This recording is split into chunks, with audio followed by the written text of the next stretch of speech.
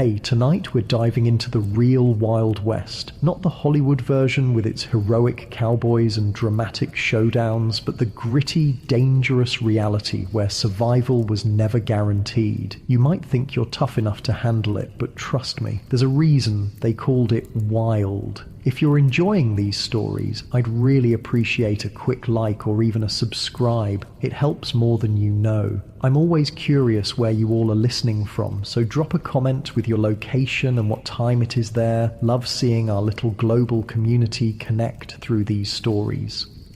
Now, dim the lights, maybe turn on a fan for that soft background hum, and let's ease into tonight's journey together. We're going to explore why you might not survive even a single day in the untamed American frontier.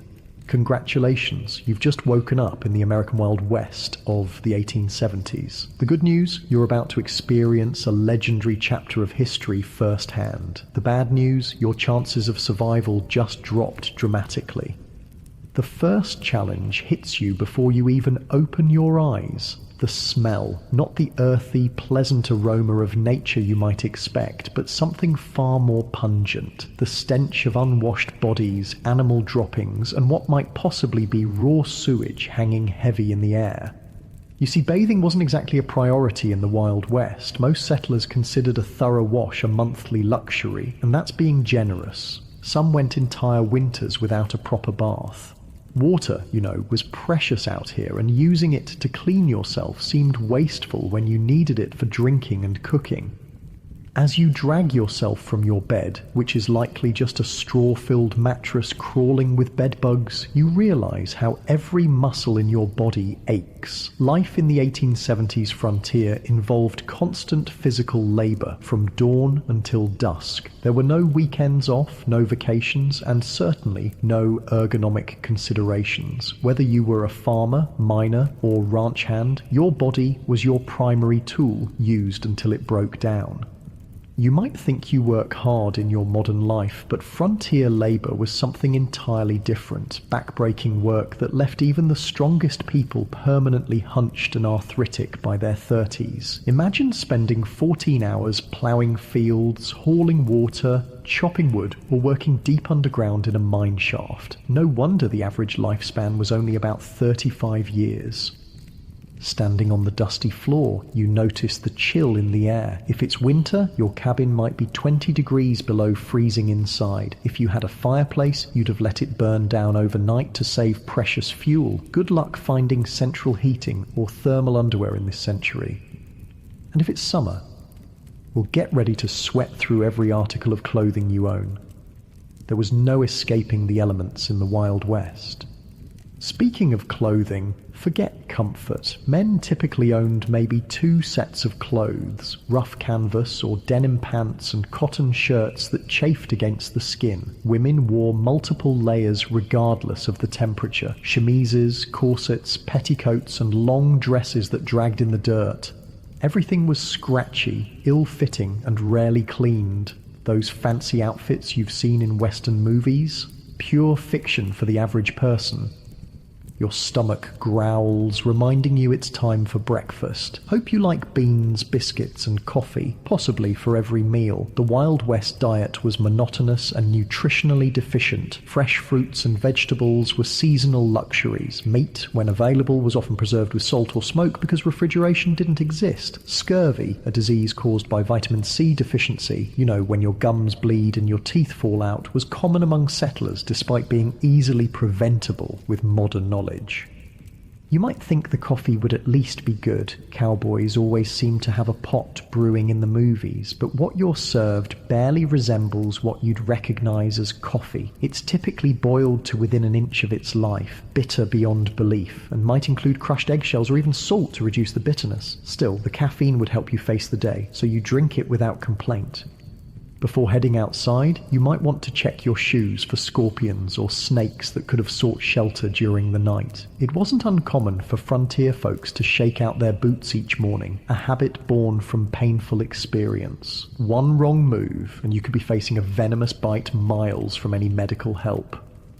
Stepping outside your cabin, you're immediately aware of how exposed you are. The vast landscape of the American frontier was breathtaking, sure, but it was also unforgiving. Extreme weather could appear with little warning. Blizzards, tornadoes, flash floods, or drought could all mean death for the unprepared. The sky might be clear now, but that could change in minutes.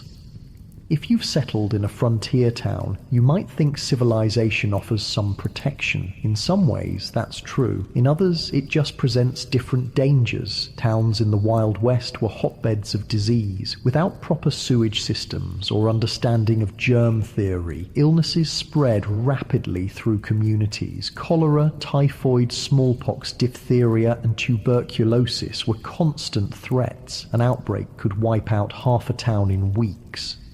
Speaking of towns, let's say you decide to visit one today. As you approach, you notice there's a distinct lack of the organized layout you might expect. Many Western towns grew haphazardly, with buildings constructed wherever convenient, often without proper planning or infrastructure. The streets aren't paved, but are instead dirt tracks that transform into mud pits when it rains and dust bowls when it's dry.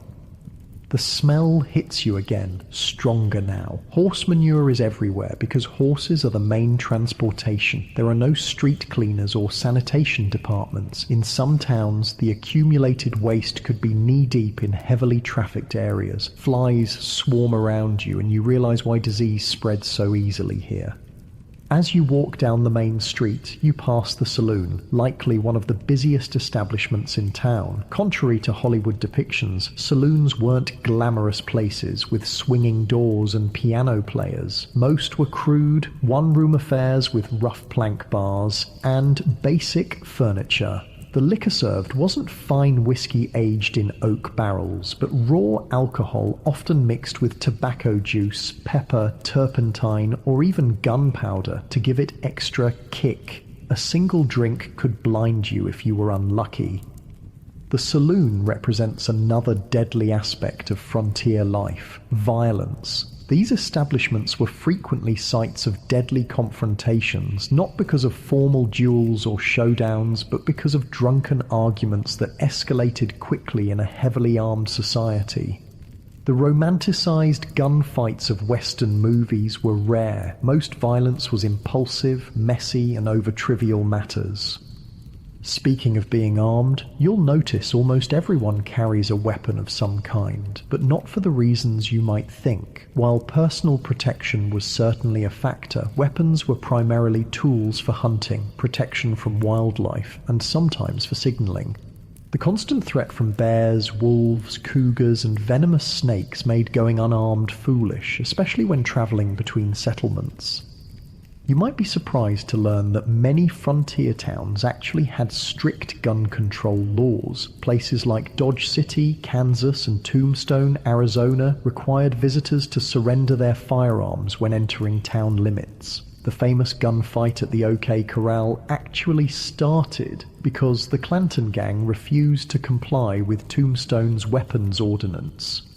Despite what you've seen in movies, quick-draw duels in the middle of the street were exceedingly rare. Most shootings were ambushes or happened during robberies. The skilled gunslinger facing off against an opponent at high noon is largely a Hollywood invention. Real frontier violence was typically sudden, chaotic, and lacked any sense of honor or fairness. As you continue your walk, you pass the local doctor's office. Medical care in the 1870s frontier would horrify you. Most doctors had little or no formal training. Surgical procedures were performed without anesthesia beyond whiskey or morphine, and sterilization was virtually unknown. Something as simple as an infected cut could lead to amputation or death. Common treatments included bloodletting, mercury compounds, arsenic, and other toxic substances that often did more harm than good. Women in childbirth faced mortality rates as high as 1 in 4 in remote areas. Dentistry involved extraction without anesthesia, using crude tools. Most people suffered from painful dental issues for years before finally losing their teeth. If you were injured or fell ill on the frontier, your survival often depended more on luck than medical intervention. Even minor injuries could become life-threatening due to infection. Broken bones might never heal properly, leaving frontier folk with chronic pain and disability. The famous phrase, "only the strong survive," had literal meaning in the Wild West. Your stomach growls again, and you realize it's time for lunch. You head to the local restaurant, which is likely just an extension of someone's home where meals are served for a fee. The food isn't any more varied than your breakfast. Meat is tough and often spoiled, despite heavy smoking or salting. Vegetables, if available, are overcooked to mush. Food safety standards don't exist, so dysentery and food poisoning are common occurrences. While eating, you overhear conversations about recent Indian attacks, outlaw gangs, or the danger of traveling alone. While Native American violence against settlers was far less common than portrayed in popular culture, in fact, settlers and the US military were far more likely to be the aggressors. The frontier was still a place of conflict. The systematic displacement of indigenous peoples created tensions that sometimes erupted into violence on both sides. As for outlaws, they were a genuine threat, particularly in remote areas. Law enforcement was sparse, with a single sheriff sometimes responsible for thousands of square miles. In many places, justice was handled through vigilante action rather than formal legal proceedings. Lynch mobs were common, and the concept of innocent until proven guilty often didn't apply. If you were accused of horse theft or cattle rustling, you might find yourself hanging from a tree before sunset, regardless of your actual guilt or innocence. After lunch, you decide to visit the local general store to stock up on supplies. The prices shock you. Basic necessities cost far more on the frontier than back east due to the difficulty and expense of transportation. A simple can of peaches might cost the equivalent of $20 in today's money. Many settlers spent most of their income on essential supplies with little left over for comfort or luxury. The store offers another glimpse into frontier reality, the isolation. Mail delivery was infrequent and unreliable. Newspapers might be weeks or months out of date. Information traveled slowly, and you might go years without news from family back east. Many settlers never saw their relatives again after moving west. The psychological toll of this isolation contributed to high rates of depression, alcoholism, and suicide among frontier populations. As the afternoon wears on, you notice dark clouds gathering on the horizon. Weather on the frontier wasn't just uncomfortable, it could be deadly. Without modern forecasting, storms arrived with little warning. Blizzards could strand travelers, leading to freezing deaths. Tornadoes destroyed entire communities with no emergency services to assist survivors. Flash floods washed away wagon trains. Droughts ruined crops and caused starvation.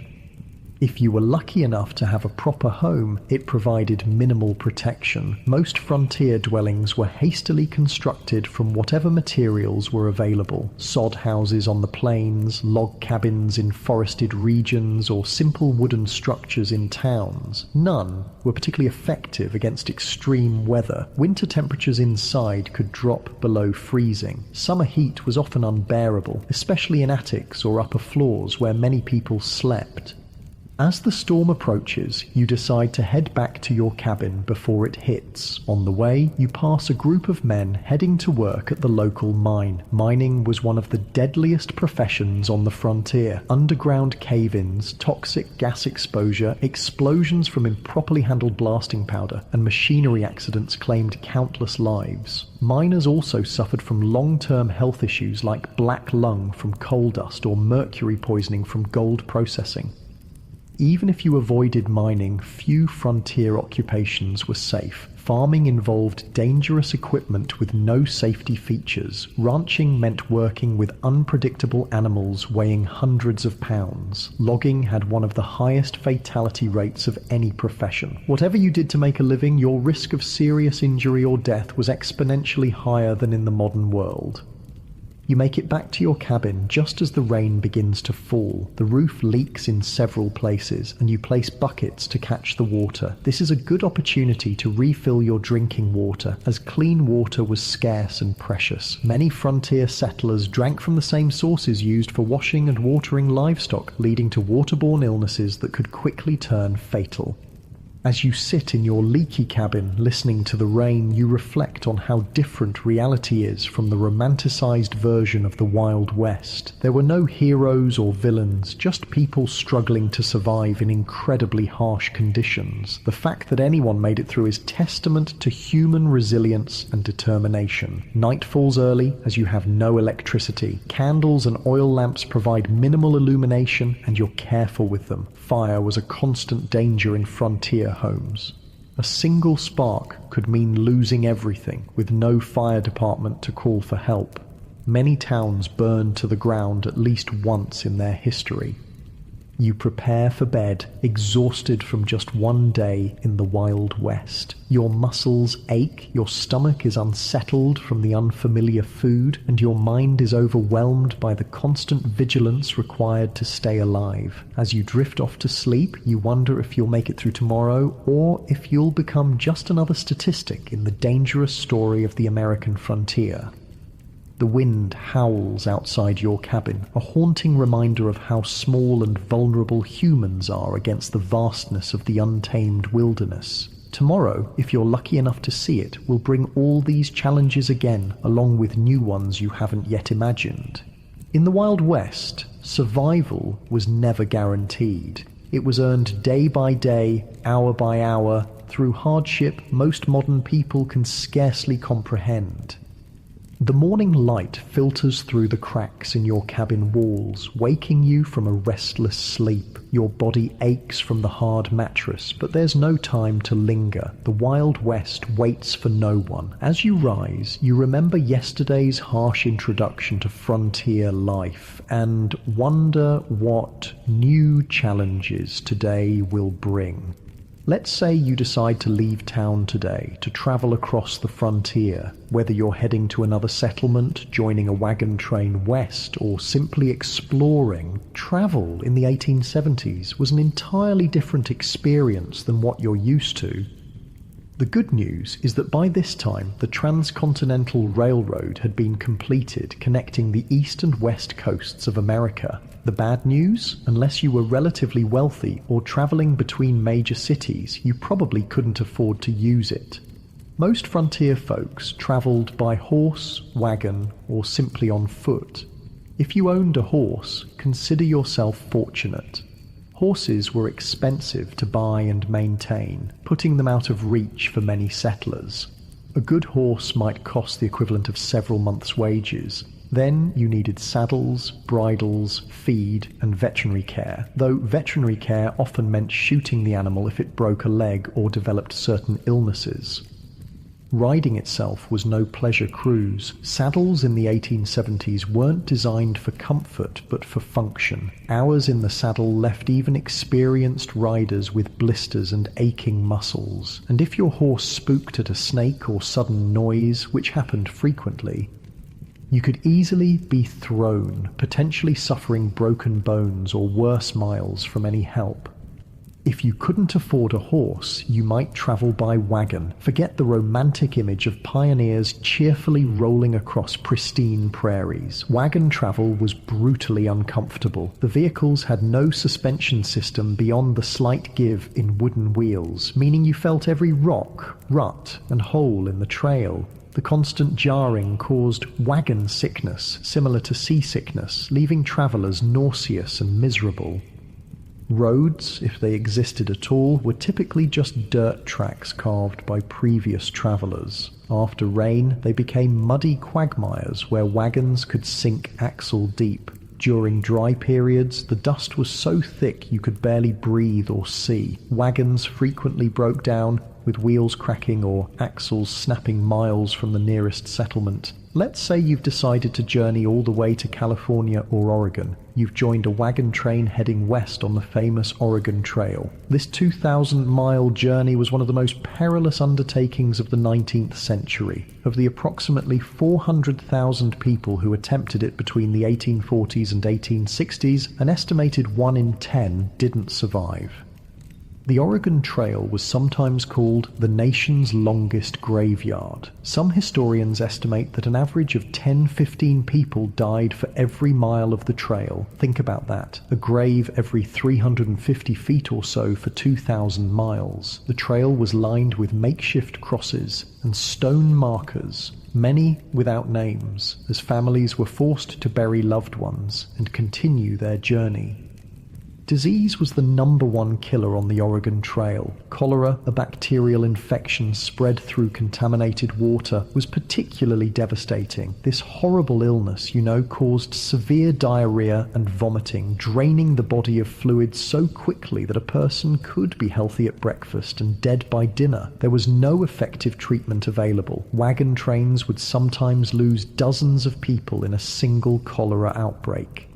Other diseases like dysentery, typhoid, and mountain fever claimed countless lives. Children were especially vulnerable, with many families losing multiple children during the journey. Medical care was rudimentary at best, often consisting of folk remedies that did little to help and sometimes made conditions worse.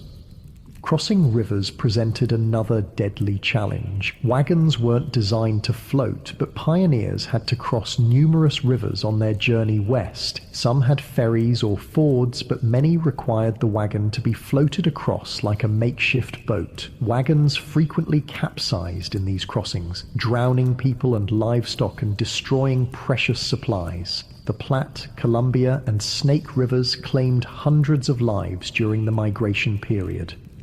Contrary to popular belief, attacks by Native Americans were relatively rare. Most tribes were actually helpful to migrants, offering supplies, guidance, and assistance with river crossings. The majority of violent deaths on the trail came from accidents, being crushed by wagon wheels, drowning, or being kicked by draft animals. Firearms accidents were shockingly common, as most travelers were inexperienced with weapons but carried them for hunting and protection. The psychological toll of the journey was immense. Families buried children, parents, and spouses along the way, then had to continue traveling immediately. There was no time for extended grief on the trail. Each day's delay meant less chance of crossing the mountains before winter snows made passes impassable. The constant stress, grief, and physical hardship led many travelers to mental breakdown. Suicide was not uncommon among trail migrants. If you somehow survived the journey to California or Oregon, your challenges weren't over. Many arrived at their destination having spent all their money and resources on the journey itself. Families often arrived destitute, malnourished, and ill, only to find that the promised land had its own harsh realities. But let's say you've decided not to travel that far. Perhaps you're heading to a nearby town or settlement instead. Even short journeys in the Wild West presented significant dangers. Travelers might encounter outlaws who saw lone riders or small groups as easy targets. While the frequency of stagecoach robberies was exaggerated in later fiction, they did occur regularly enough to be a legitimate concern. The natural environment posed constant threats to travelers. Flash floods could wash out trails or trap unwary travelers. Summer heat in desert regions could kill through dehydration and heat stroke. Winter blizzards routinely trapped travelers, sometimes leading to freezing deaths or desperate situations like the infamous Donner Party, where survivors resorted to cannibalism to stay alive. Navigation itself was challenging in an era before detailed maps. Travelers relied on vague directions, landmarks that could change or be misidentified, and the experience of guides who sometimes proved unreliable. Getting lost in the wilderness could be a death sentence, especially if your supplies ran low. As you travel today, you notice another aspect of frontier life that movies rarely depict accurately: the stunning diversity of people. The Wild West wasn't populated solely by white cowboys and settlers. It was a meeting ground of cultures from around the world. Chinese immigrants worked as railroad builders, miners, and merchants. Mexican families had been living in the Southwest long before it became U.S. territory. Black cowboys made up as much as 25% of the workforce on some ranches. European immigrants from Germany, Ireland, Italy, and Scandinavia brought their cultures and traditions. And of course, dozens of distinct Native American nations had called these lands home for thousands of years before others arrived. This diversity, however, didn't mean equality or harmony. Racial violence was a common feature of frontier life. Chinese railroad workers faced brutal discrimination and were often forced to take the most dangerous jobs for lower pay than white workers. Mexican landowners frequently saw their property seized through legal manipulation or outright theft after the Mexican-American War. Black Americans who moved west hoping to escape Southern discrimination often found frontier racism just as entrenched, if different in form. Despite their crucial contributions to ranching, mining, and building frontier communities, they were frequently excluded from economic opportunities and social acceptance. For Native Americans, the expansion of white settlement was nothing short of catastrophic. The indigenous population of North America, once numbering perhaps 15 million people, had been reduced to fewer than 300,000 by 1900. Disease, warfare, forced relocation, and the deliberate destruction of their food sources, particularly the buffalo, decimated numerous tribes and nations. US government policies systematically pushed Native Americans from their traditional lands onto reservations, often in areas with poor soil and few resources. Treaties were regularly broken when valuable resources were discovered on reservation lands. Native children were taken from their families and placed in boarding schools designed to erase their cultural identity, operating under the philosophy of "kill the Indian, save the man." The romanticized cowboys versus Indians narratives of later films grossly misrepresented the complex interactions between settlers and indigenous peoples. Many native nations initially tried to accommodate newcomers and adapt to changing circumstances. Violence typically erupted after repeated treaty violations, encroachment on tribal lands, or deliberate provocations. As you continue your journey, you ponder another group whose experience differed markedly from Hollywood depictions: women on the frontier.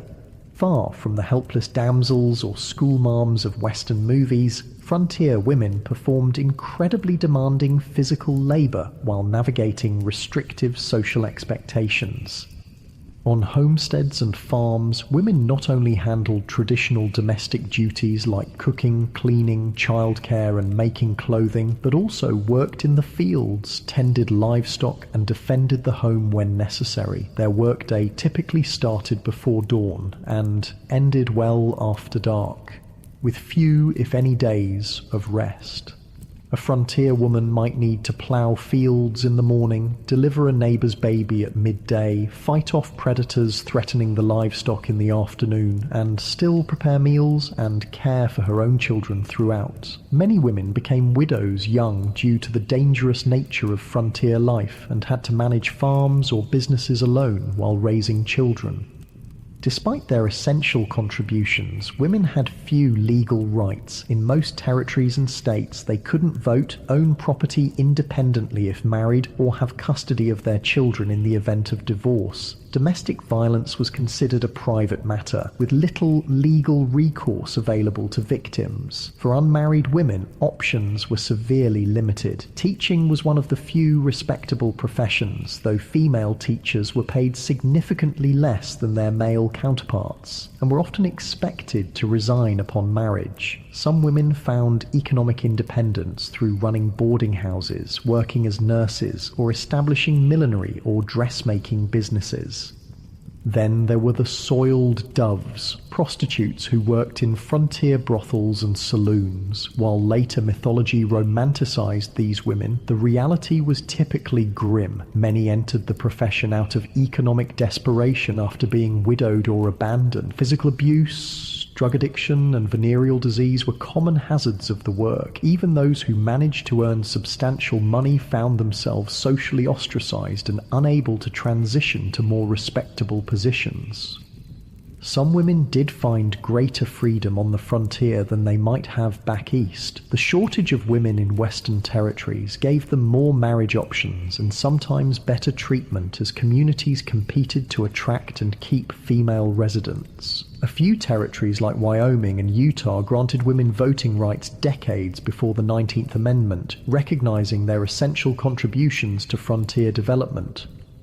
As the day wears on and you continue traveling, you might wonder about law enforcement in this supposedly lawless land. The reality was complex and varied widely by location. Major cities and towns typically had some form of organized law enforcement, but vast rural areas had minimal if any official protection. County sheriffs were elected officials responsible for maintaining order across sometimes enormous territories. A single sheriff might be the only law enforcement for thousands of square miles, making regular patrols impossible. They relied heavily on deputizing ordinary citizens during emergencies, creating posses to pursue criminals or respond to violence.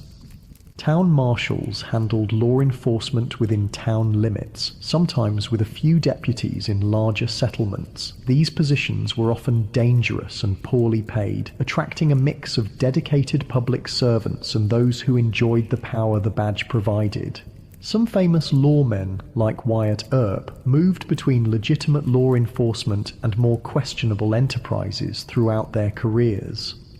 Federal marshals had jurisdiction throughout territories and states but were few in number. They typically focused on major crimes like counterfeiting, mail robbery, or offenses involving multiple jurisdictions. The legendary U.S. Marshals of Western movies, single-handedly bringing law to lawless towns, were largely fictional creations. In many remote areas, justice was handled through informal community action rather than official legal processes. Vigilante groups formed to address perceived threats when formal law enforcement was absent or ineffective. Sometimes these groups maintained basic order, but they could easily become vehicles for prejudice, personal vendettas, or mob violence. The iconic image of the quick-draw gunfight was largely a later invention. Most frontier violence was mundane, impulsive, and often alcohol-fueled. Bar fights that escalated to fatal levels, domestic violence, and disputes over land or livestock were far more common than dramatic shootouts on dusty streets. Criminal punishment was harsh by modern standards. Hanging was the standard penalty for murder, rape, and sometimes theft, particularly of horses or cattle. Prisons existed, but were primitive facilities with high mortality rates from disease, violence, and poor conditions. Many communities preferred immediate execution to the expense of long-term imprisonment. As evening approaches, you decide to seek shelter for the night. If you're lucky, you might find a town with a hotel or boarding house. Don't expect luxury. Frontier accommodations were basic at best. A typical hotel room would have a simple bed, possibly infested with bed bugs, a washstand with a pitcher and basin, and perhaps a chair. Bathroom facilities would be an outhouse in the back, shared by all guests.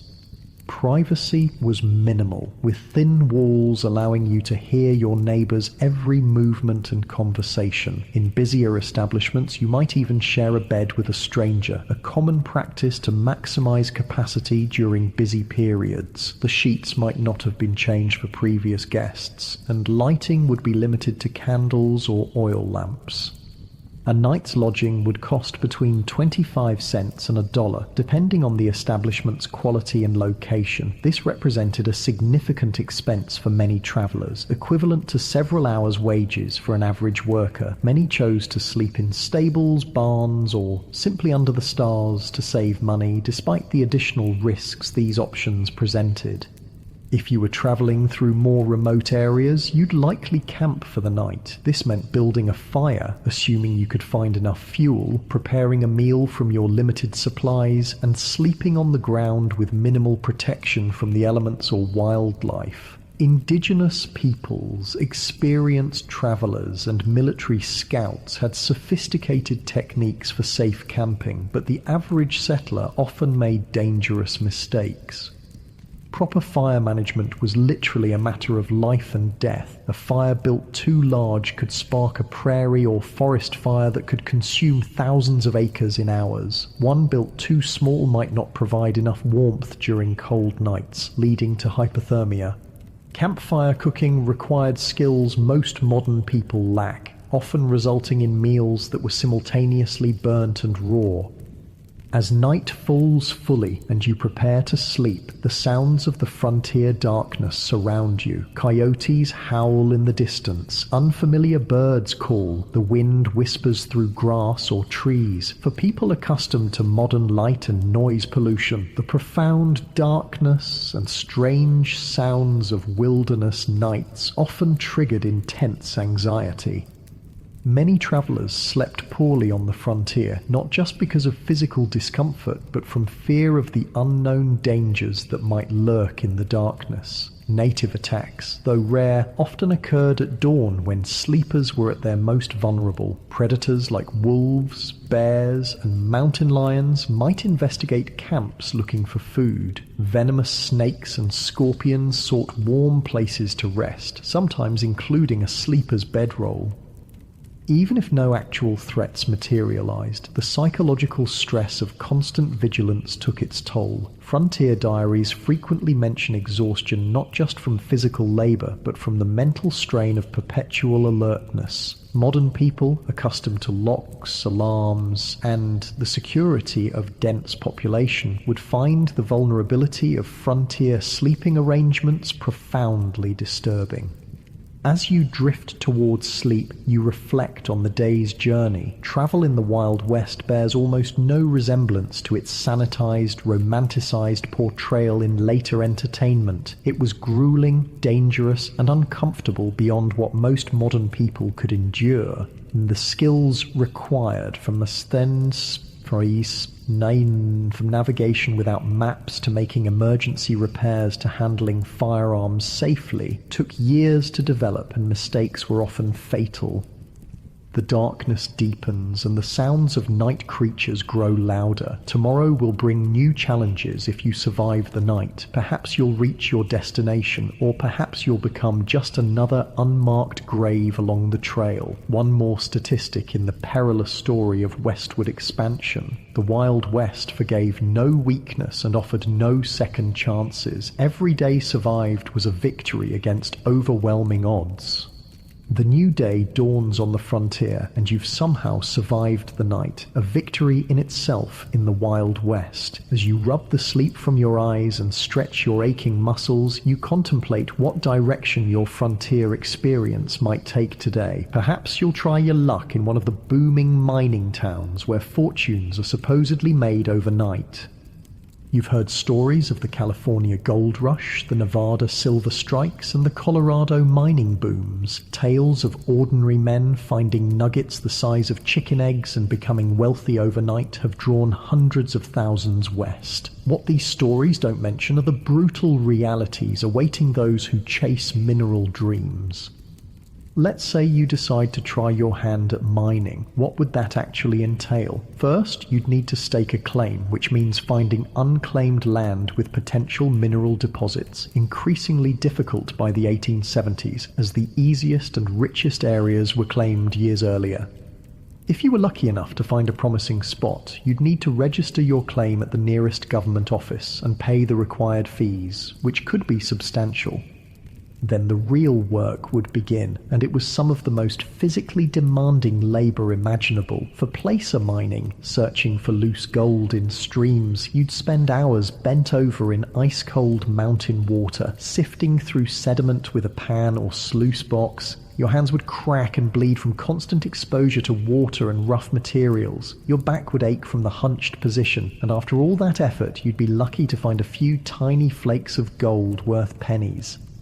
If you ventured into hard rock mining, digging for veins of ore in the mountains, the dangers multiplied exponentially. Tunneling into unstable rock without modern safety equipment or engineering knowledge led to frequent cave-ins that crushed miners where they stood. Poorly ventilated shafts filled with toxic gases like carbon monoxide, odorless but deadly, suffocating miners who had no warning of the danger. Blasting with black powder or dynamite to break through rock was incredibly hazardous. Miners frequently lost fingers, hands, eyes, or lives when charges detonated prematurely or thrown rock fragments became deadly projectiles. The thunderous noise and constant percussion of blasting left many with permanent hearing loss. Even if you avoided immediate catastrophes, the long-term health effects were devastating. Miners constantly inhaled fine rock dust, leading to silicosis, a painful lung disease that slowly suffocated its victims. Mercury used in gold processing caused neurological damage, tremors, and mental deterioration. Those working in copper or lead mines absorbed toxic metals that accumulated in their bodies, causing chronic illness and early death. The mining industry of the 1870s had virtually no safety regulations or oversight. Mine owners prioritized profit over worker welfare, and injuries were considered an expected part of the job. Medical care for injured miners was minimal and often ineffective. A serious injury typically meant the end of a miner's career and livelihood, with no disability support or workers' compensation available.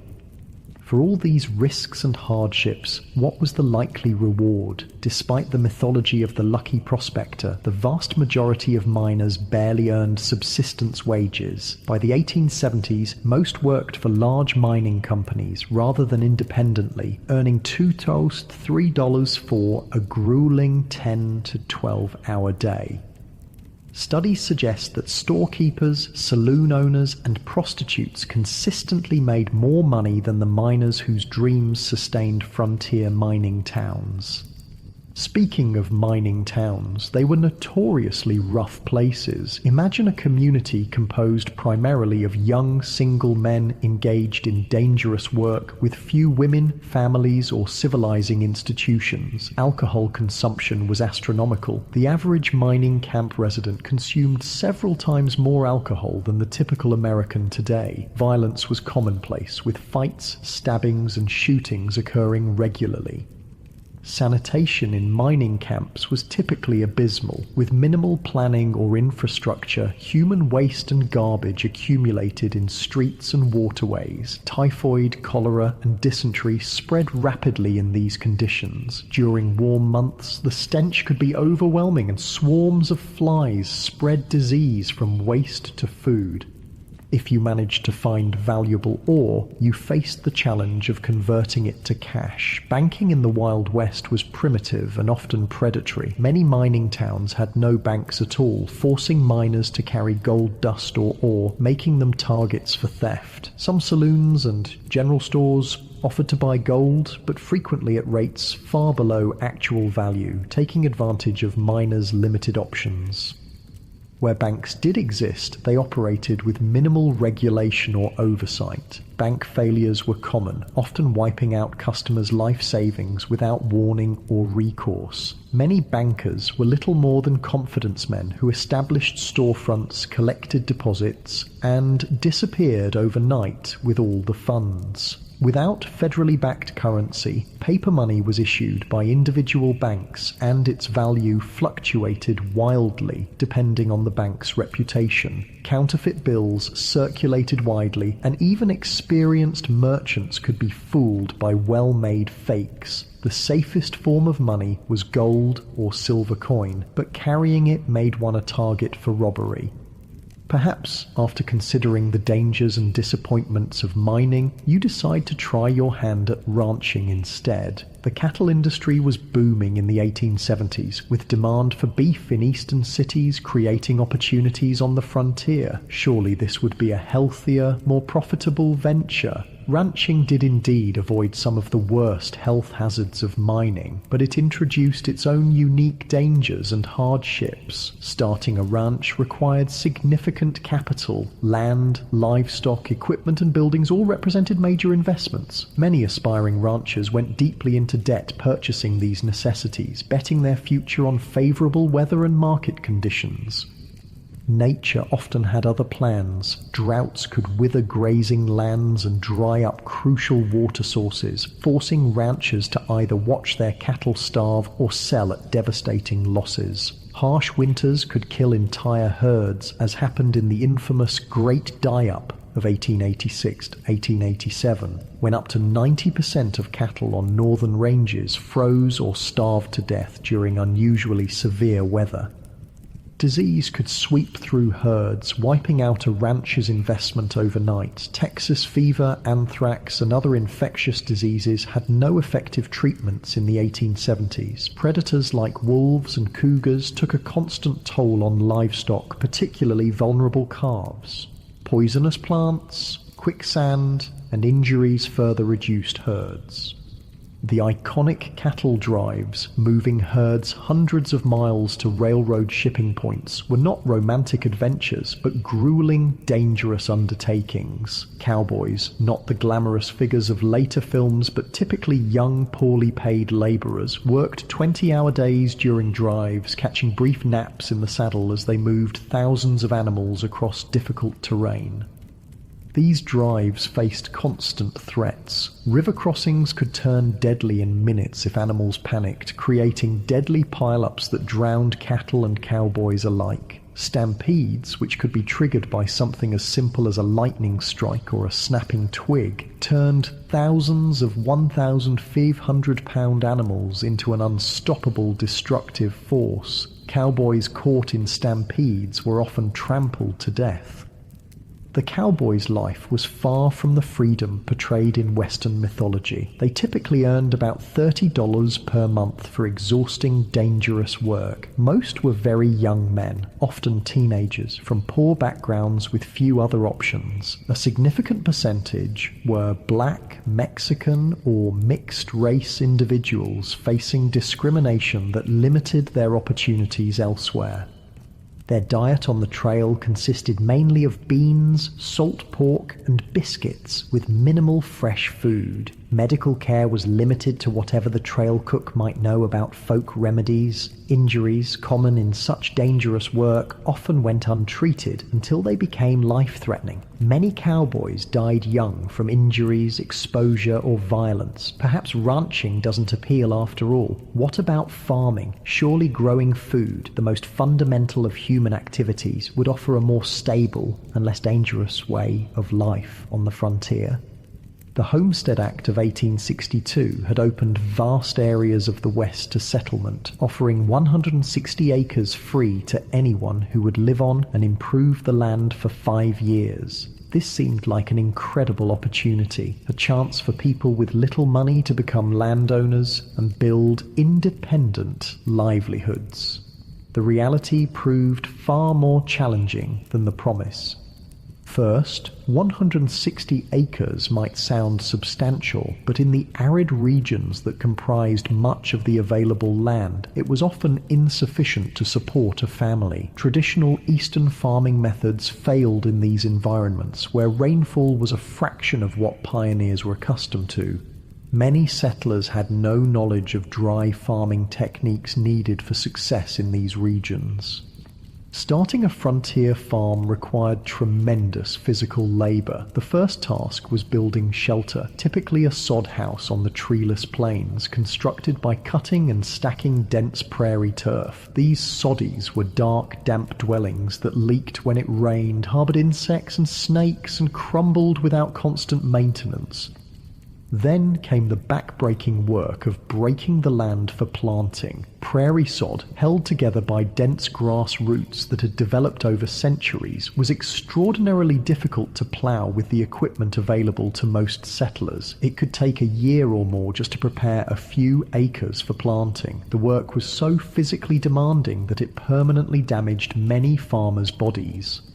Once crops were planted, farmers faced threats from every direction. Drought could wither plants before harvest. Torrential rains could wash away seedlings or flood fields. Early frost could kill crops just before harvest. Grasshoppers descended in biblical swarms, consuming everything green in their path and sometimes even eating the handles of tools left in fields. Disease affected frontier farmers as it did everyone else, but with particularly devastating consequences. With no hired help and little community support, a family's illness during crucial planting or harvesting periods could mean the difference between survival and starvation. Women often continued working the fields while heavily pregnant or just days after giving birth, risking their health because the work simply couldn't wait.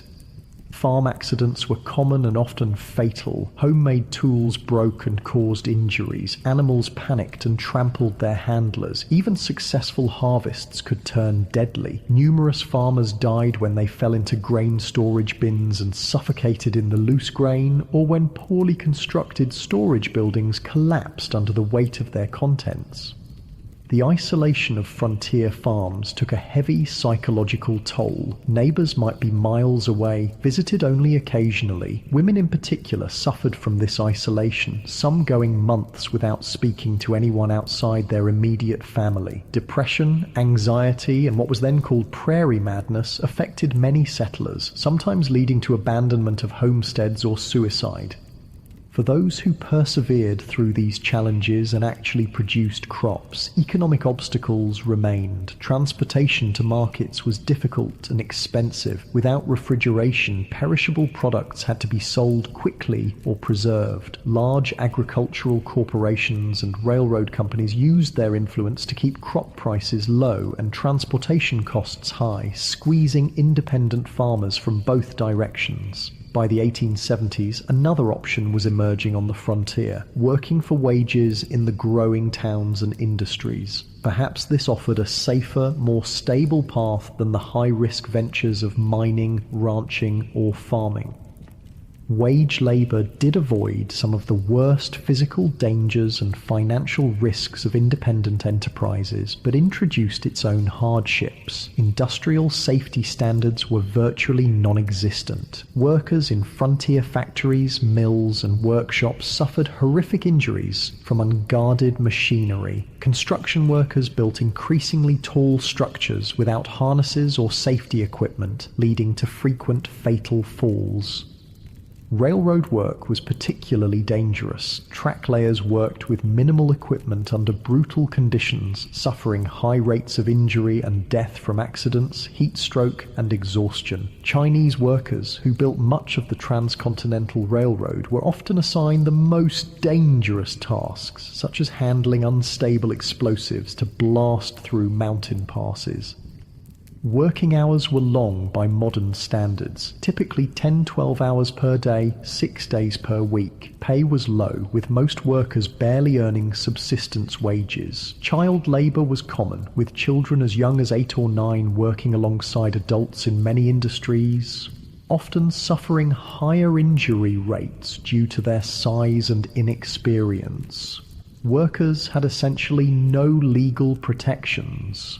Employers could fire people without cause, reduce wages arbitrarily, or withhold pay entirely. Those who complained or attempted to organize for better conditions faced blacklisting, being marked as troublemakers who no other employer in the region would hire. Company towns, settlements where a single employer owned all housing and businesses, were common in mining and lumber regions. Workers in these communities paid inflated prices at company stores, lived in company housing, and sometimes were paid in scrip, company currency, rather than legal tender. This created a form of debt bondage where workers could never save enough to escape the system.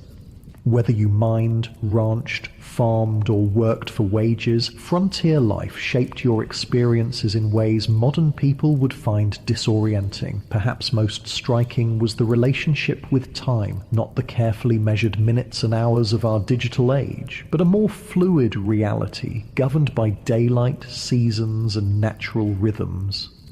Without electric lighting, most people woke at dawn and slept shortly after sunset, their active hours expanding and contracting with the seasons. Work wasn't measured in 8-hour shifts, but by tasks that needed completion: fields ploughed, cattle moved, ore extracted. During harvest or roundup, people might work from first light until well after dark for weeks without a break. During winter, many rural workers had periods of relative inactivity when fields lay dormant or cattle needed minimal tending. The concept of punctuality, so central to modern life, had limited relevance on the frontier. With few clocks and limited need for precise timing in most activities, people operated on approximate schedules. Stagecoaches and later trains introduced more precise timetables to the West. But outside these specific contexts, morning or after dinner were sufficiently specific time designations for most purposes. Entertainment and leisure looked nothing like their modern counterparts. After exhausting workdays, most frontier folks had little energy for complex activities. Conversation around the fire, storytelling, or simple card games were common evening pastimes. Music was popular when instruments and skilled players were available, with fiddles, harmonicas, and guitars providing accompaniment for social dances. Reading material was precious and often shared among entire communities. A single book might be read aloud to gatherings of neighbors or passed from family to family until it fell apart from use. Newspapers, when available, were read repeatedly, with every advertisement and notice scrutinized for information about the wider world. Organized sports existed, but in simpler forms than today. Baseball was gaining popularity, played with minimal equipment on makeshift fields. Horse racing, wrestling, and shooting competitions provided both entertainment and opportunities to demonstrate valuable skills. Children played games that required little or no equipment: tag, hide and seek, and variations of stickball that could be played with found objects. Holidays and community celebrations took on great importance as rare opportunities for socializing and recreation. 4th of July celebrations might draw people from miles around for picnics, speeches, games, and dancing. Harvest festivals marked the successful completion of the year's most critical work. Religious holidays provided both spiritual meaning and welcome breaks from routine. As the day draws to a close, you find yourself reflecting on the relentless challenges of frontier life. Every aspect required harder work, involved greater risk, and offered fewer comforts than its modern equivalent. The people who survived and sometimes thrived in these conditions possessed qualities that modern society rarely demands: extraordinary physical endurance, practical skills applicable to countless emergencies, and psychological resilience in the face of constant hardship and loss. The darkness gathers once more, and with it comes a silence profound enough to hear your own heartbeat. No car engines, no air conditioners, no electronic hums, just the whisper of wind, the chorus of insects, and the occasional call of night birds. This profound quiet, so alien to modern ears, was the soundtrack of frontier nights, sometimes comforting, sometimes unsettling in its emptiness.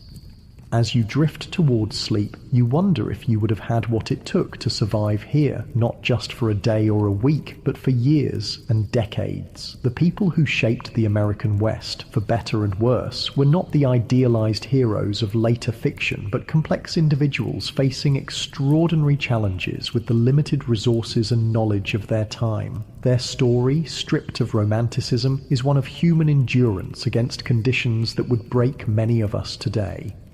The cool night air settles around you like a blanket, and the stars emerge in a display of brilliance impossible to see in our light-polluted modern world. This at least is one pure beauty the people of the frontier experienced that few today can fully appreciate: the majestic sweep of the Milky Way across a truly dark sky, connecting them to the same cosmic panorama their ancestors had watched for countless generations.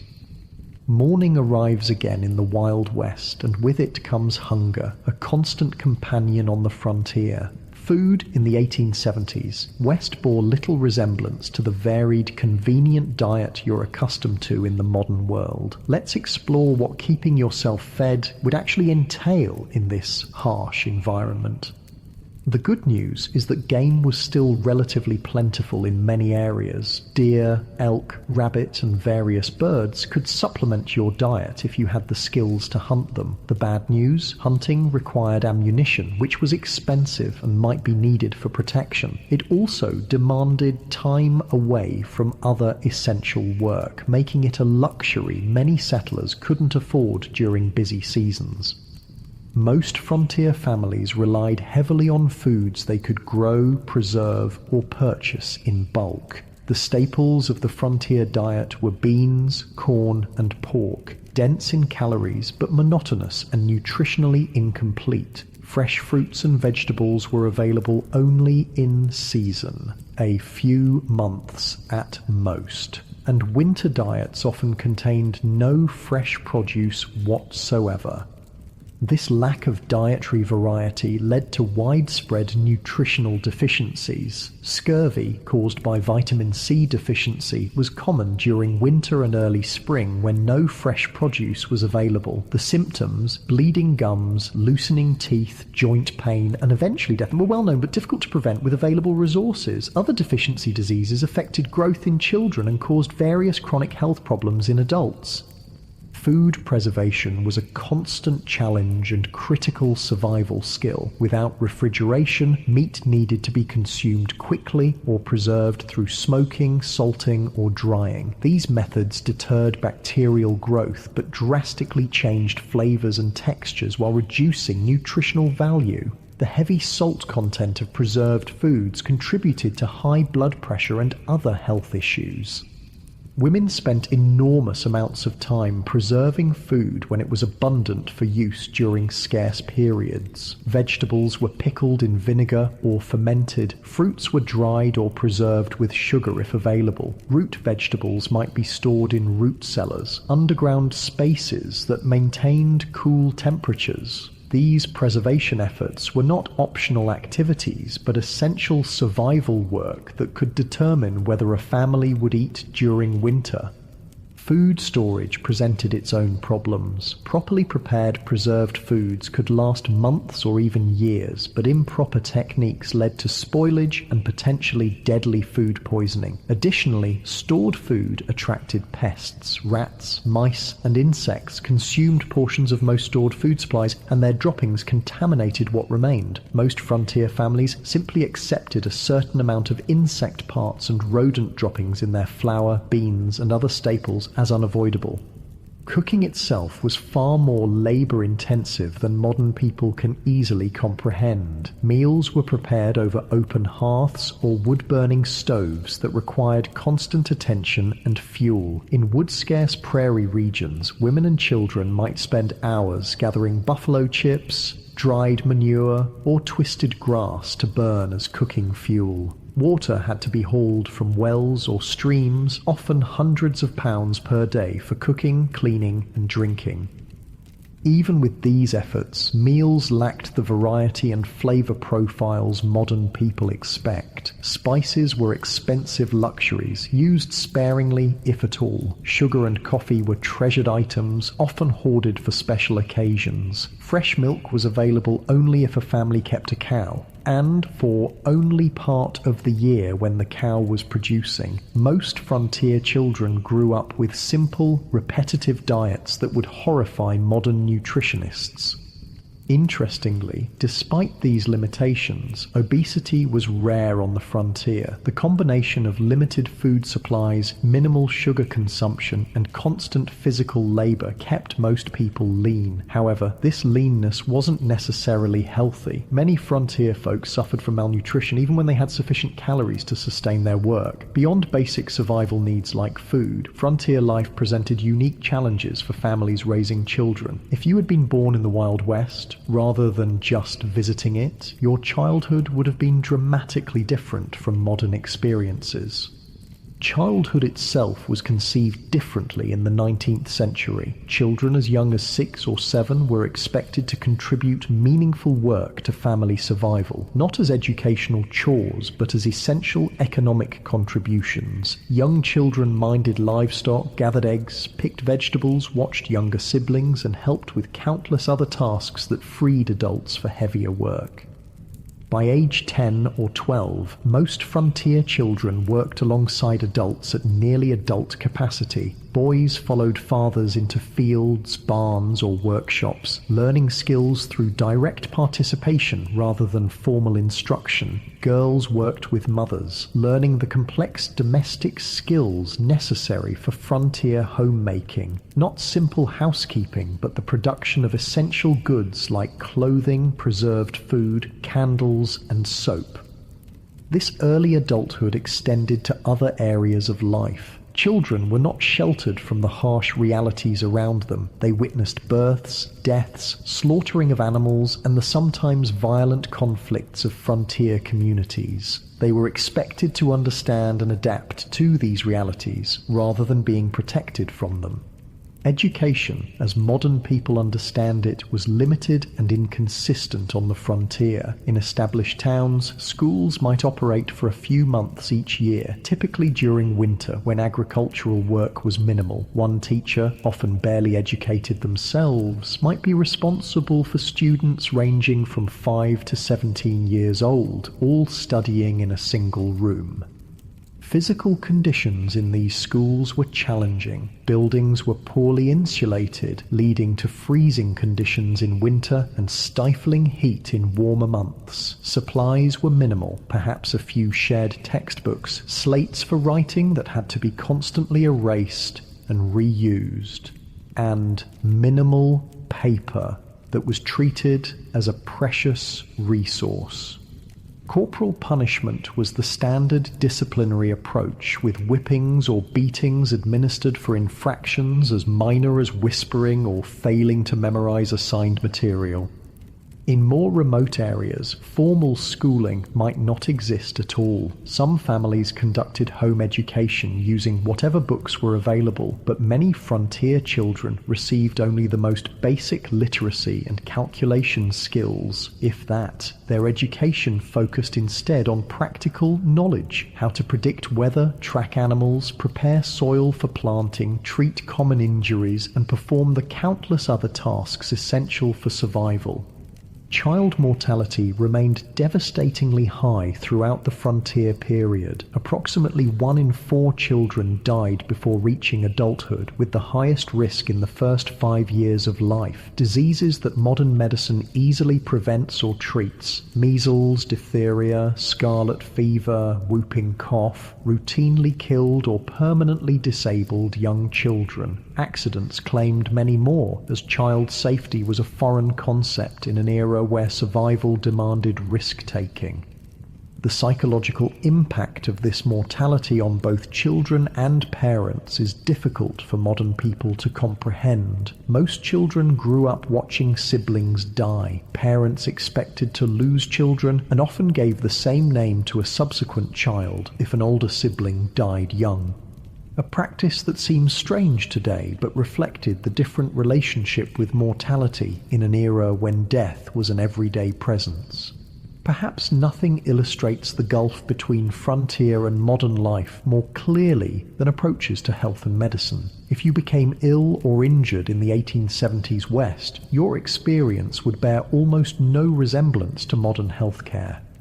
The first difference would be the absence of professional medical care in most situations. Doctors were scarce, with many communities having none at all. Those who did practice on the frontier often had minimal training, perhaps a brief apprenticeship or a few months at a medical college.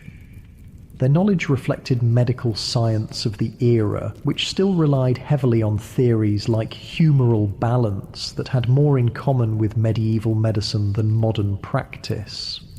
Without access to professional care, most health issues were addressed through home remedies and folk medicine. Every community had people, usually women, known for their healing skills, drawing on traditions brought from various cultures. Some of these treatments, particularly herbal remedies, had genuine medicinal properties, but many were ineffective or actively harmful. Common medical treatments of the era included bloodletting, which weakened already ill patients, purgatives that caused severe diarrhea, supposedly to expel bad humours, and poultices of various substances applied to wounds, some of which introduced infection rather than preventing it. Laudanum, a tincture of opium, was widely used for pain, leading to addiction in many cases. Mercury compounds were prescribed for numerous conditions despite their toxicity. Even when treatments had some validity, impure medications caused problems. Without pharmaceutical regulations or standardization, commercially sold medicines varied wildly in potency and often contained dangerous contaminants. Many patent medicines marketed as cure-alls contained primarily alcohol, providing temporary relief through intoxication rather than addressing underlying conditions. Surgery in frontier conditions was particularly horrific. Without effective anesthesia, beyond alcohol, whiskey, or opium, patients endured excruciating pain during procedures. Sterilization was unknown or inconsistently practiced, leading to rampant post-surgical infections. Amputation was the standard treatment for serious limb injuries, performed with saws and knives that might be wiped clean but never properly sterilized. Childbirth represented perhaps the starkest contrast between frontier and modern medical experiences. Women typically gave birth at home, attended by a midwife if one was available, or female relatives if not. Without prenatal care, many complications weren't identified until labor was underway. Breech births, hemorrhage, and other emergencies that modern medicine handles routinely often resulted in the death of mother, child, or both. Maternal mortality rates on the frontier were approximately 1 death per 100 births, more than 100 times higher than in developed countries today. Many women approached each pregnancy knowing it might be their last experience in life. Men's diaries and letters from the period frequently mention the heartbreaking reality of raising children alone after losing wives in childbirth. The combined impact of inadequate nutrition, constant physical strain, minimal preventive care, and primitive treatment options meant that frontier populations experienced health outcomes more similar to developing nations today than to modern America. Life expectancy at birth was under 40 years, with those surviving childhood likely to suffer chronic health problems by their 50s if they lived that long. Beyond these material hardships, frontier life imposed a form of isolation and disconnection that modern people accustomed to instant global communication would find almost unbearable. This isolation shaped frontier psychology and culture in profound ways. Communication with distant family or friends occurred at the speed of physical transportation. Letters took weeks or months to reach recipients, if they arrived at all. News traveled slowly and unreliably, often distorted through retelling. Major events might not become known in remote areas until months after they occurred. This information vacuum contributed to a highly localized worldview where distant events seemed abstract and irrelevant compared to immediate community concerns. The isolation was particularly difficult for those accustomed to more settled environments. Women who had grown up with close female friendships and family networks often found themselves alone for days or weeks while husbands traveled for supplies or work. Their diaries frequently mention crippling loneliness and the psychological strain of having no adult conversation for extended periods.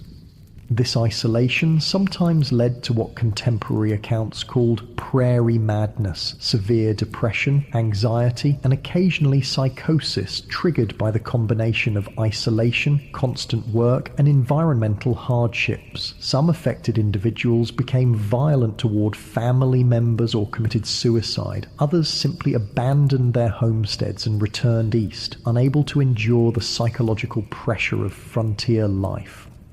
Even in established communities, social connections were limited by practical constraints. Visiting neighbors might require traveling several miles each way, a significant undertaking when time was precious and transportation limited to walking or horseback. Formal social gatherings were infrequent, typically centered around church services, seasonal celebrations, or community work events like barn raisings or harvest festivals.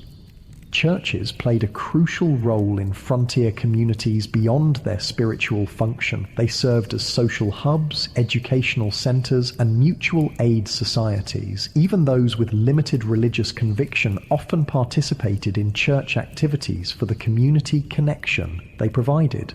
Religious leaders, ministers, priests, or lay preachers frequently took on roles far beyond religious guidance, serving as teachers, dispute mediators, and community organizers. The establishment of community institutions marked important milestones in frontier development. Building a school, church, or meeting hall represented a commitment to permanent settlement rather than temporary exploitation. These institutions helped transform mining camps or trading posts into towns with collective identities and shared futures. The creation of local governments, rudimentary as they often were, similarly marked transitions from frontier chaos to established community.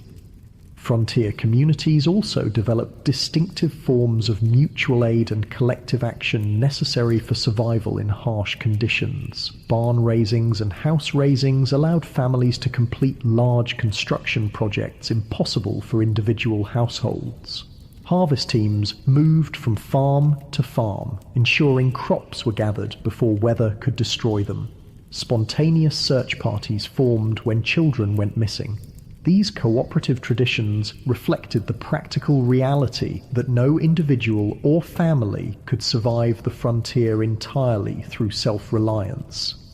This community interdependence existed alongside the individualism that later became mythologized in frontier narratives. Both elements were necessary responses to frontier conditions: self-reliance for daily survival, community cooperation for challenges beyond individual capacity.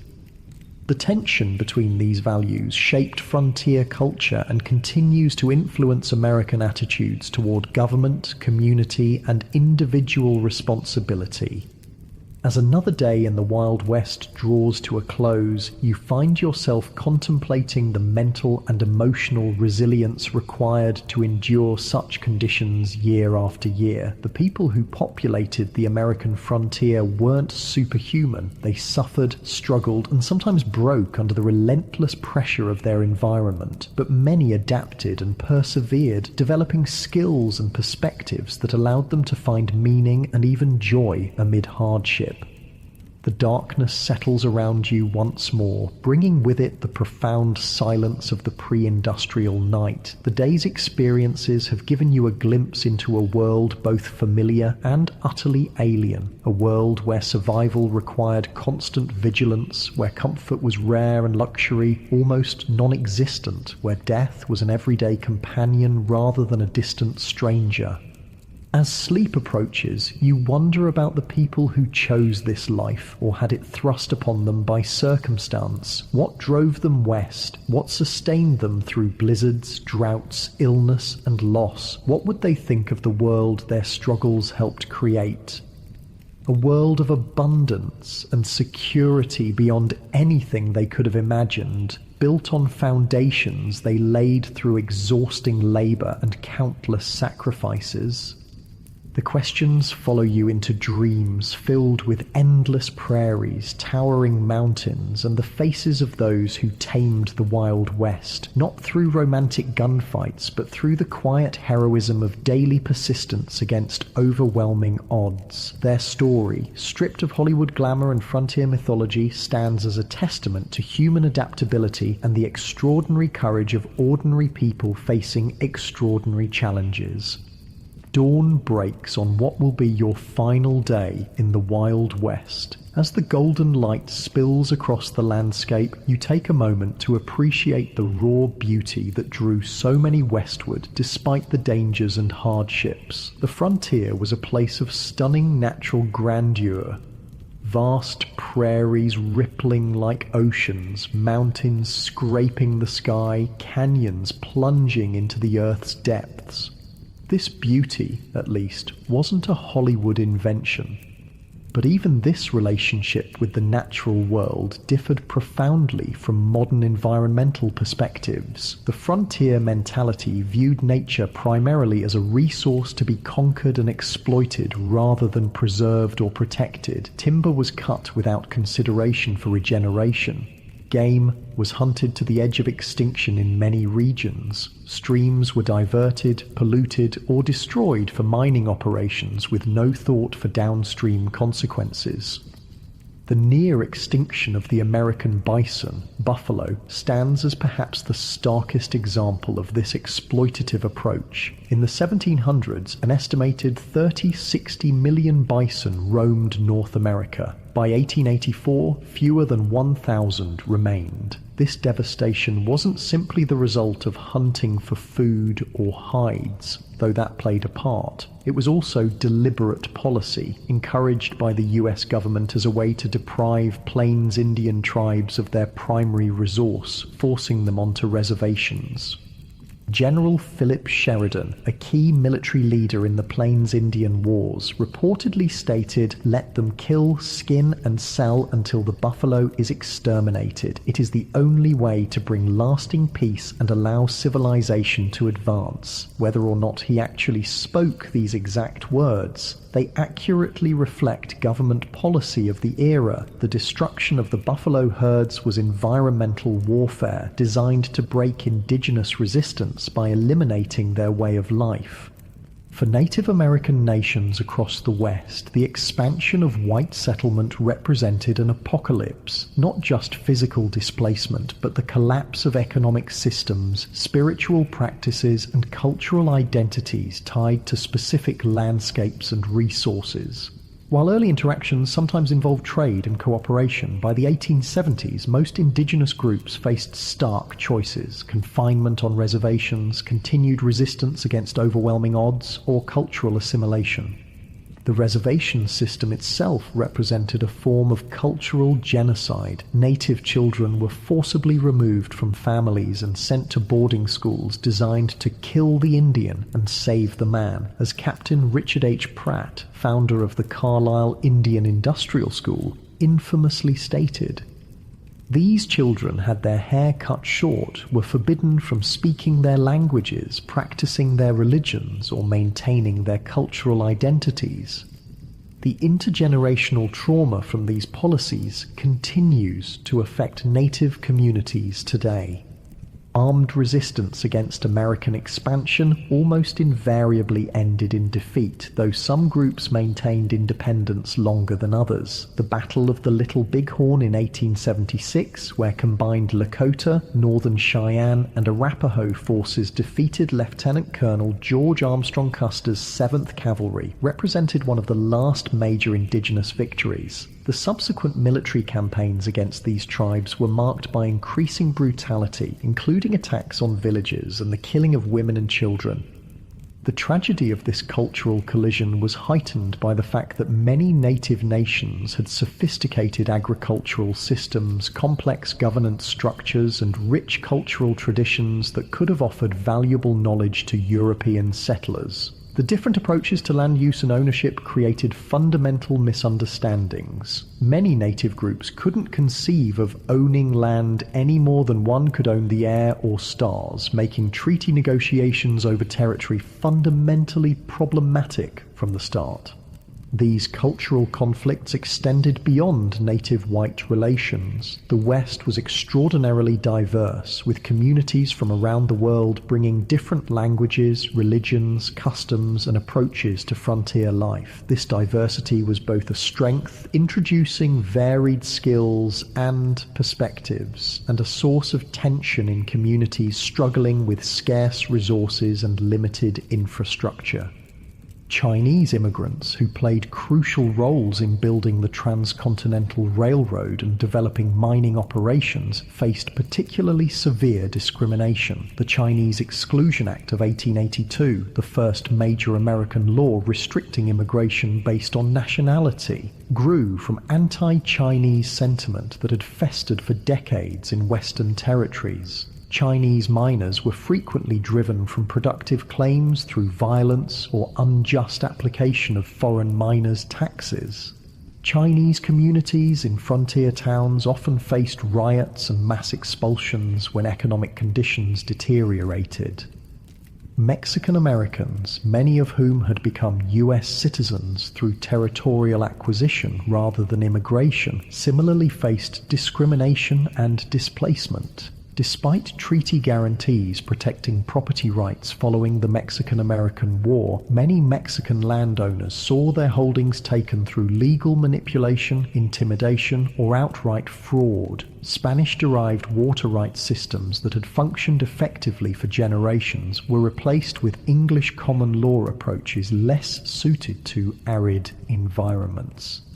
Even European immigrants found that national and religious identities continued to matter on the frontier. Irish Catholics, German Lutherans, Scandinavian Protestants, Eastern European Jews, each group tended to establish distinct communities and maintained cultural practices from their homelands. These communities provided mutual support, but sometimes became targets for nativist sentiment when economic or social tensions arose.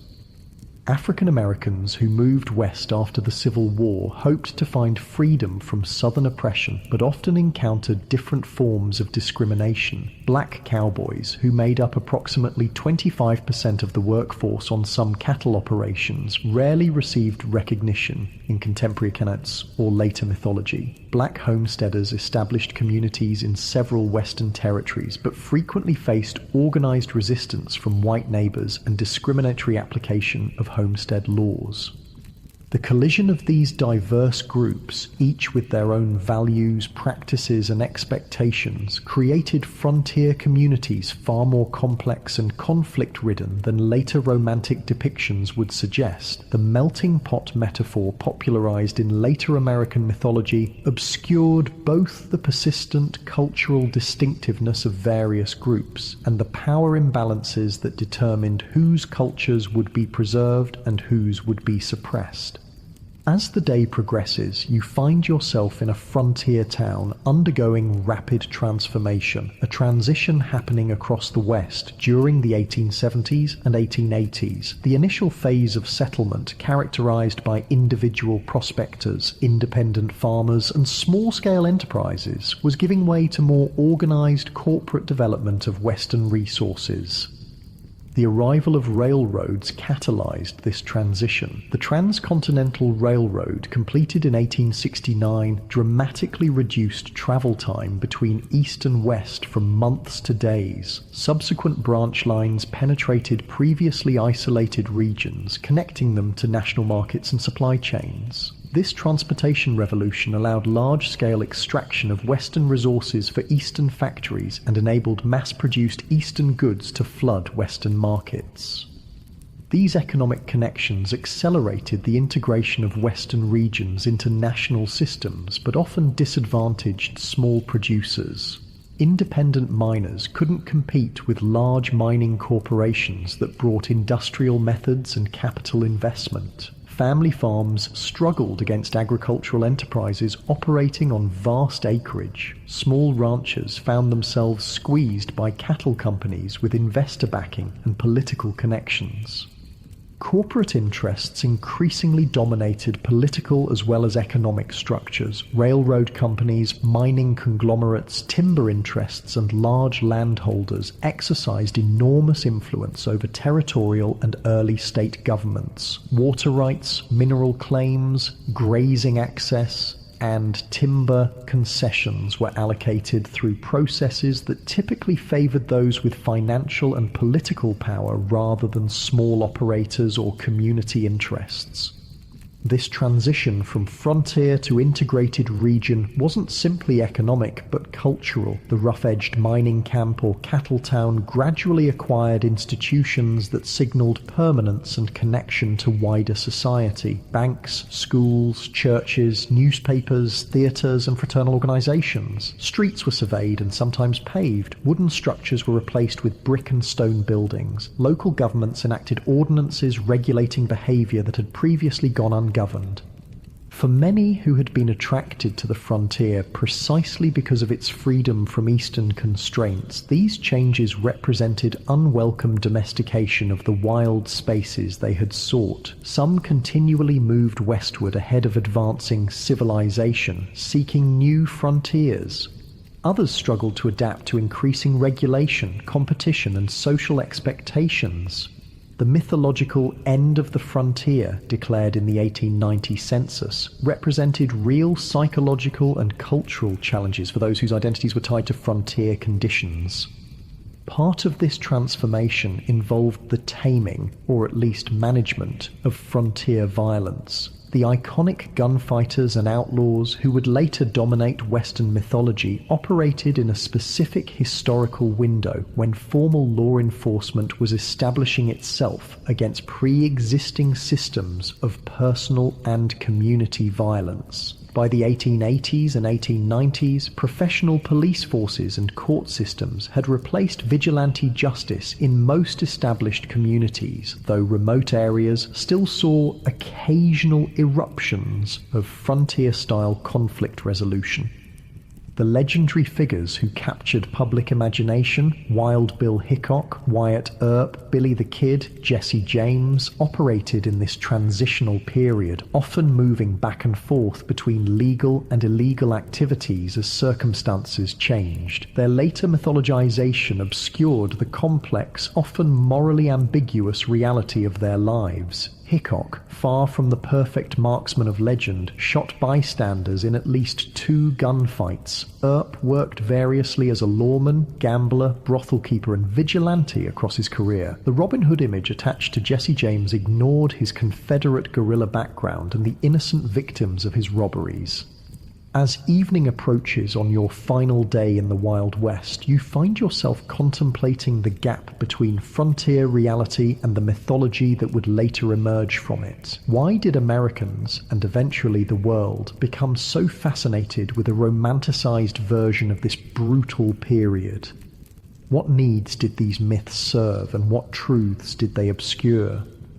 Part of the answer lies in timing. The most intense period of frontier mythology making occurred precisely as the actual frontier was disappearing. The Wild West shows of Buffalo Bill Cody began in the 1880s, featuring staged reenactments of Indian battles and stagecoach robberies for Eastern audiences, even as railroads, telegraph lines, and formal governance were integrating Western regions into mainstream American society. These performances weren't meant as accurate historical recreations, but as entertainment that resonated with Eastern ideas about the West.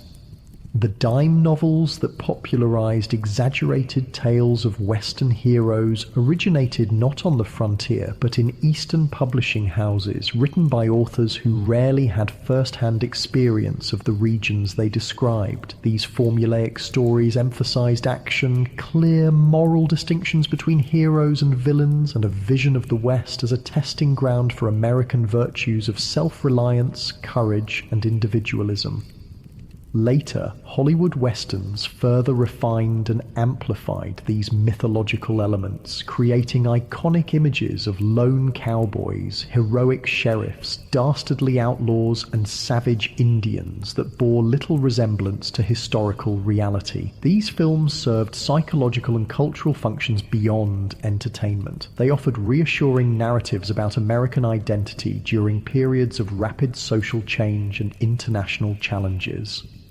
The mythology suggested that American character had been forged in frontier conditions, producing exceptional qualities that distinguished the nation from older societies. It implied that American expansion across the continent had been not just inevitable, but morally justified, a triumph of civilization over wilderness and progress over primitive cultures. It presented simplified moral frameworks where good invariably triumphed over evil through righteous violence, justifying America's growing military and economic power on the world stage.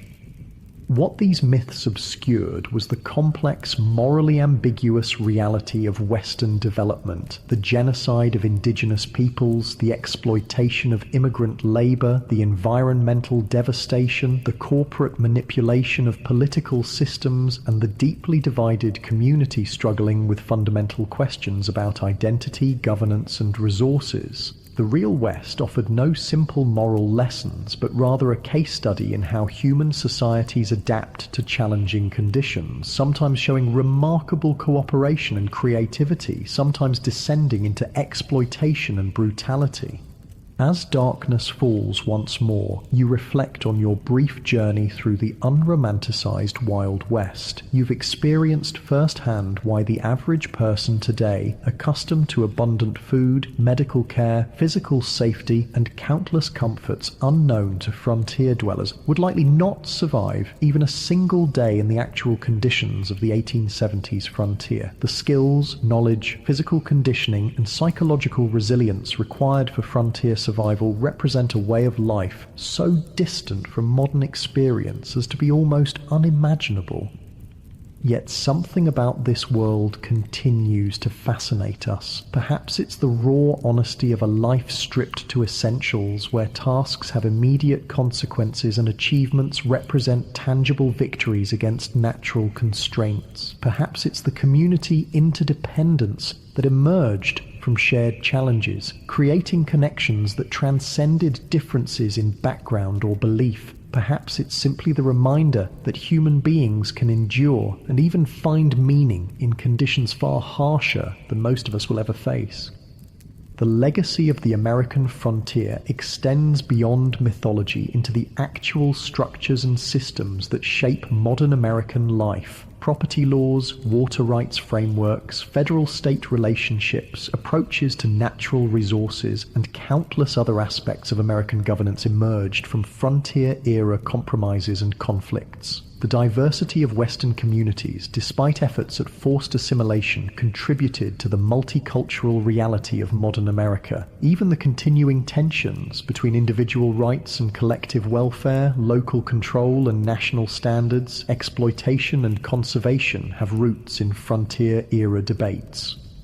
For indigenous peoples, the frontier era represents not a glorious chapter in national expansion, but the devastation of ancient lifeways and the beginning of a long struggle for cultural survival and sovereignty that continues today. Their perspective reminds us that the simple triumphalist narrative of Western settlement ignores the complex civilizations that already existed and the incalculable knowledge lost through their disruption. The most accurate understanding of the frontier requires holding multiple perspectives simultaneously, acknowledging both the courage of those who built new communities in challenging conditions and the devastation experienced by those displaced by this expansion. As you drift towards sleep on your final night in the Wild West, the sounds of this earlier America surround you, the whisper of wind through prairie grass, the distant howl of coyotes, perhaps the faint piano notes from a saloon down the street. These sensory experiences, at least, connected all who lived through this era, regardless of background or circumstance. The vast skies, extreme weather, imposing landscapes, and profound silences shaped everyone who encountered them, creating a shared relationship with the environment even amid cultural conflicts. Tomorrow, you'll return to your own time, carrying with you a deeper understanding of this pivotal period in American history. You'll never again see a Western film or read a frontier novel without recognizing the sanitized, simplified version of a complex reality.